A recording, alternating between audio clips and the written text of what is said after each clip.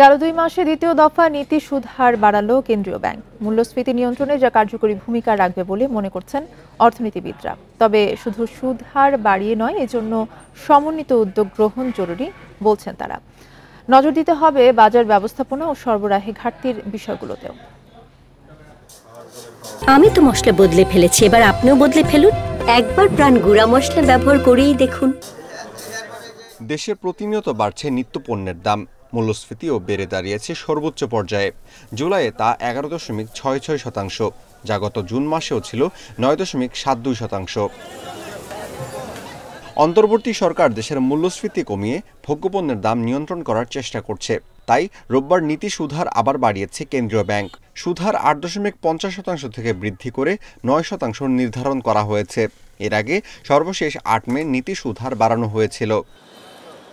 নীতি সুদহার বৃদ্ধির ফলে দেশের ব্যাংকগুলোকে অতিরিক্ত সুদে কেন্দ্রীয় ব্যাংক থেকে ঋণ নিতে হবে। এতে বাণিজ্যিক ব্যাংকগুলো গ্রাহকদের ঋণে সুদহার বাড়াবে। ফলে আবারও কিছু পণ্যের দাম বাড়ার আশঙ্কা করা হচ্ছে।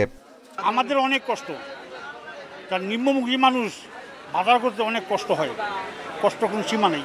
ইলিশ মাছের কেজি কয় 1200 টাকা হয়েছে, 1400 টাকা হয়েছে, এখনও তো 2200 টাকা কেজি। তবে শুধু নীতি সুদহার বাড়িয়ে মূল্যস্ফীতি নিয়ন্ত্রণ করা যাবে কিনা তা নিয়ে উদ্বিগ্ন অর্থনীতিবিদরা। তাদের মতে এর প্রভাব বাজারে পড়তে সময় লাগবে, তাই সমন্বিত উদ্যোগ গ্রহণের কথা বলছেন তারা। সাধারণত কোনো একটা মুদ্রানীতি যখন নেওয়া হয় তখন 8 থেকে 9 মাস, ইভেন 1 বছর সময় লেগে যায় এর কার্যকারিতা পেতে। এই মূল্যস্ফীতির সাথে আমাদের রেমিটেন্সের প্রবাহ, কারেন্ট অ্যাকাউন্টের ব্যালেন্স, একই সাথে রাজনৈতিক অস্থিতিশীলতা, পোশাক রপ্তানি ধরে রাখা এবং এই কনটেক্সটে এবং বর্তমানে যে বন্যা পরিস্থিতির যে অবস্থা তৈরি হয়েছে, সবগুলোকেই কিন্তু বিবেচনায় নিতে হবে।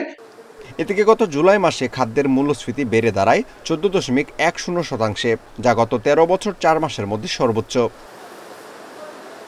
Amirul Islam, independent news, Dhaka.